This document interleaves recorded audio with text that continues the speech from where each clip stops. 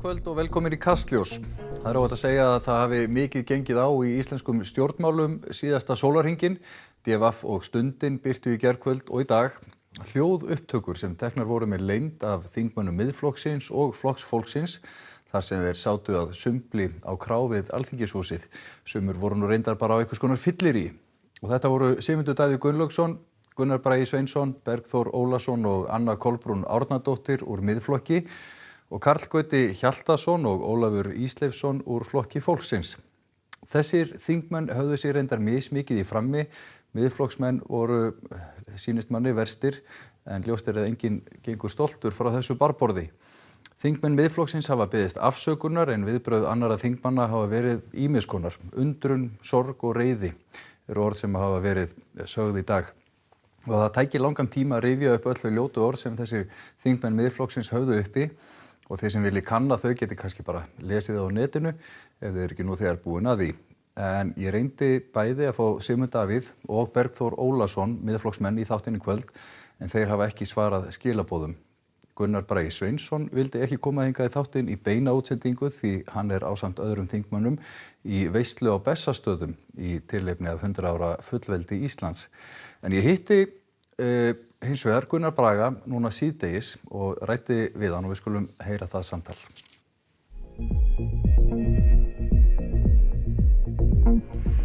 Gunnar, í dag hafa streymt fram ljótar sögur til viðbótar við það sem kom fram í gær. Til dæmis ummæli þar sem þú sakar Albertínu Elíasdóttur þingkonu Samfylkingarinnar að hafa reynt að nauðga þér. Gerði hún það? Við áttum ákveðin samskipti fyrir nokkuð löngu síðan en nauðgun allt of sterkt orð og ég er búinn að biðja Albertínu afsökunar á því. Hvað gerðist? Ég vil helst ekkert fara út í það en við vorum á dansleik þar sem ákveðin atvik átt sér stað en að það að saka með nauðgun er allt of sterkt orð og ég dreg það tilbaka. Já, en geturðu útskýrt eitthvað gekk hún á þinn rétt eða hvað er það sem gerðist? Þetta verður náttúrulega til í þessari umræðu þarna út af þeirri umræðu sem Ella hefur farið fram varðandi MeToo og ég því miður þá skilst mér að við höfum gert eitthvað lítið úr þeirri baráttu þarna í þessu spjalli okkar. Þetta bara einmitt tengdist því og ég notaði of stór og sterk orð varðandi það okkar samkynni. Þetta er náttúrulega grafalvarlegt mál að saka einhvern nauðgun.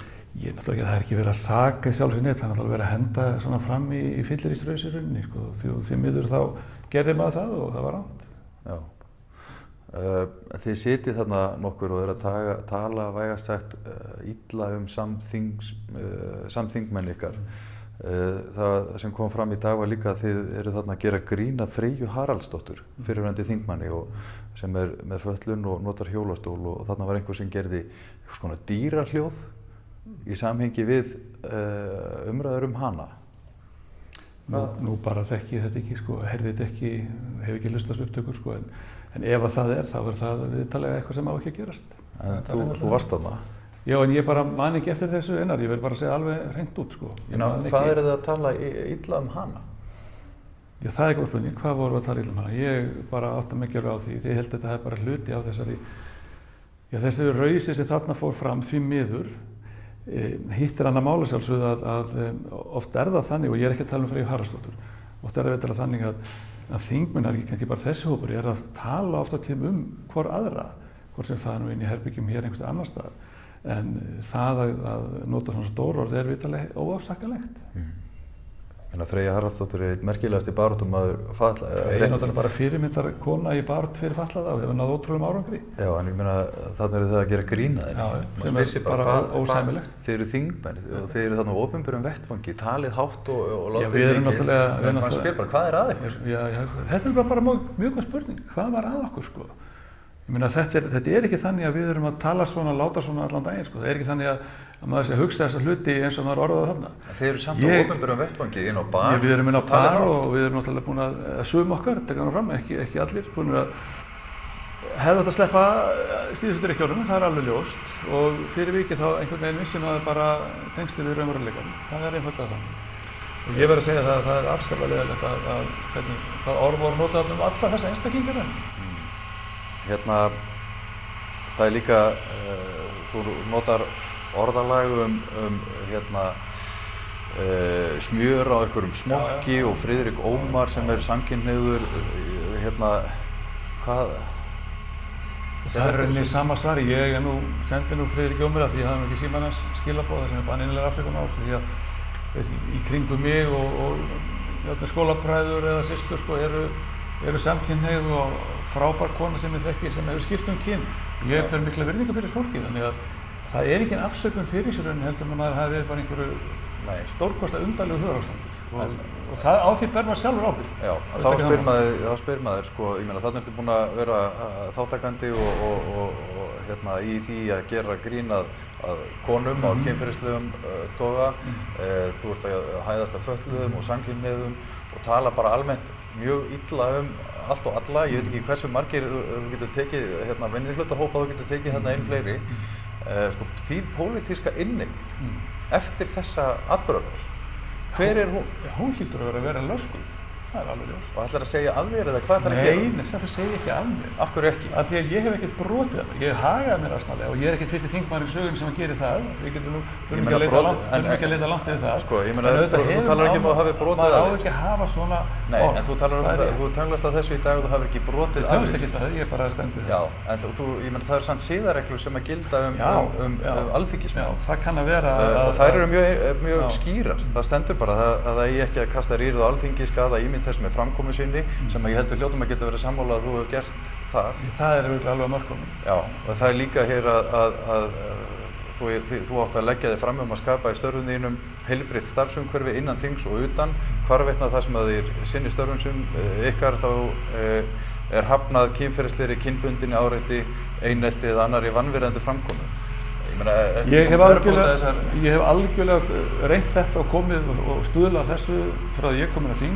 Mér var ráð þarna klárlega. Og það er eitthvað sem ég þarf að reyna að ná trausti og sáttum við aðra. En hvað þarf maður að drulla yfir marga minnihlutahópa og samstarfsmenn sína á þinginu til þess að þurfa að axla pólitíska ábyrgð og kannski bara að labba út? Ég held að sé engin mælikvarði á það í rauninni. Ég held að það hljóta að vera hvert eitt okkar sem þurfum að meta það og eins með annað sem við gerum hérna inni eða önnur, okkur verður á í messunum einhverju öðru, hvort sem einhver gerir fullur eða segir eitthvað sem hann ekki að segja. Hvað með, nú eru þarna þið miðflokksmenn, þarna Sigmundur Davíð hefur reyndar ekki látið ná í sig í dag. Hvað finnst þér það að hann svari ekkert því sem það er bara hans val, Ég meina, mér finnst bara sjálfur sem kannski nóg einn okkar sé að svara, ég veit ekki. Þetta var ekki góð staða sem við lentum á þarna því miður. Og svo þurfum við að, þegar þetta en þið lendið ekkert í þessu? Já, við komum okkur í þetta fyrir. Já. Ég meina, maður þú veifar dálítið brennivíns spjaldinu, ég er bara heiðarlegur, ég er bara algjörlega heiðarlegur í þessu. Ég er algjörlega að segja nákvæmlega hvernig það var. Já. Og ég meina, auðvitað er það þannig að þegar maður hagar sér svona, þá fær maður mikið samskipti og eftirsjá. Og dagar hefur farið það að biðja fólk afsökunar. Hverju ertu búin að hringi? Hverju ertu búin að hringi? Já, ég er búin að tala við Loga, ég er búin að tala við Bjarna Benediktsson, ég er búin að tala við Hanna Oddnýju, ég er búin að tala við Áslaugu Örnu, ef ég var að tala um hana þarna, ég er ekki alveg klár á því. Ég er búin að tala við Albertínu, ég hef eftir að tala við fleiri, það er alveg ljóst. Nú er það svo að á þingi, þá eru menn að vinna saman að ýmsum málum þrátt fyrir að vera ekki í sama flokki. Því stjórnarandstöðunni reynið að stilla saman strengi.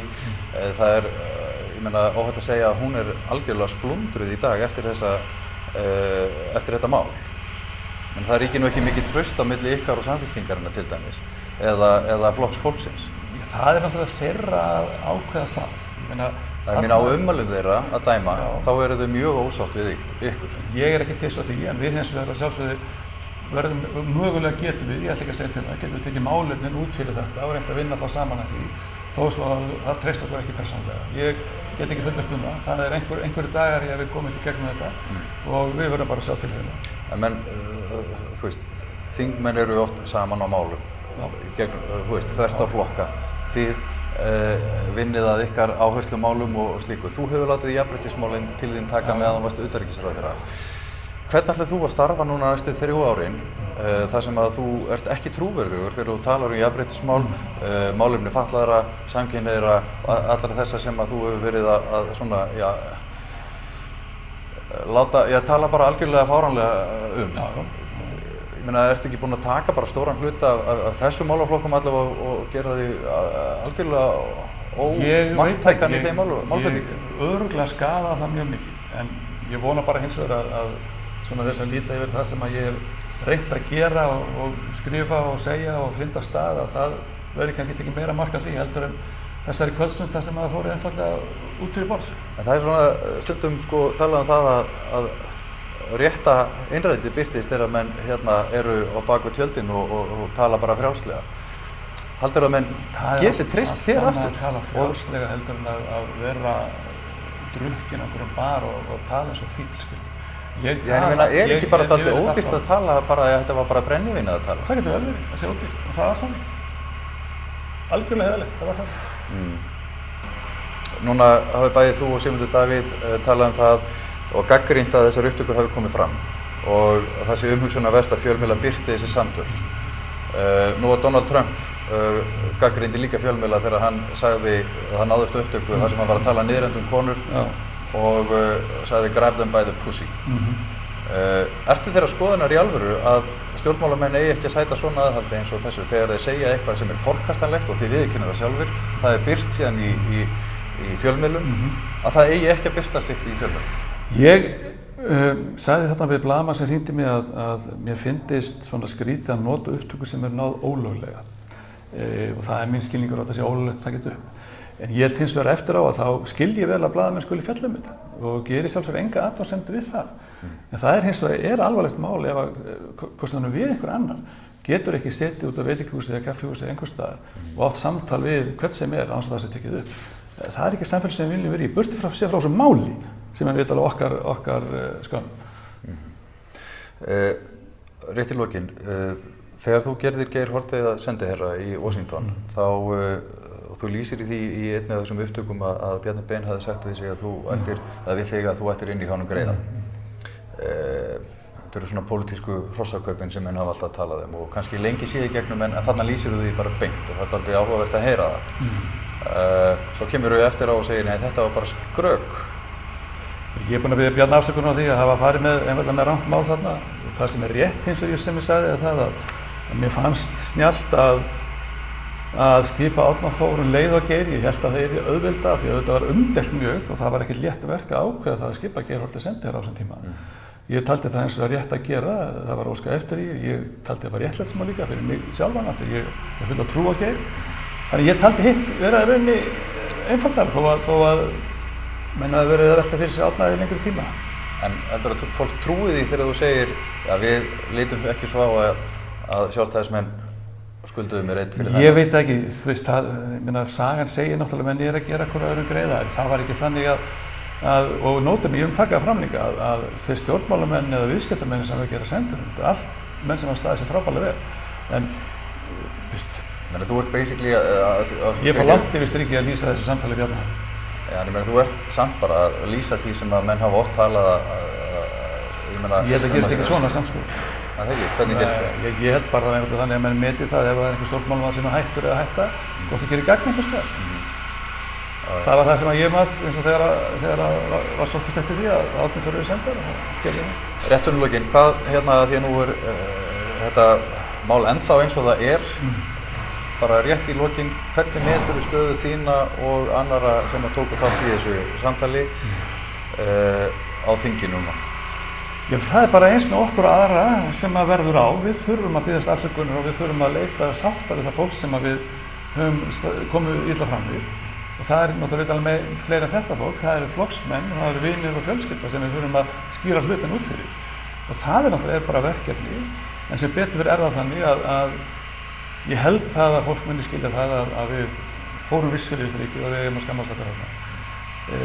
Við höfum séð það hér áður þessum þingsölum að mann hefur fyrirgefið ýmislegt, en fyrirgefningin er sterkust, en ég veit ekki, þetta hefur bara sinn gang.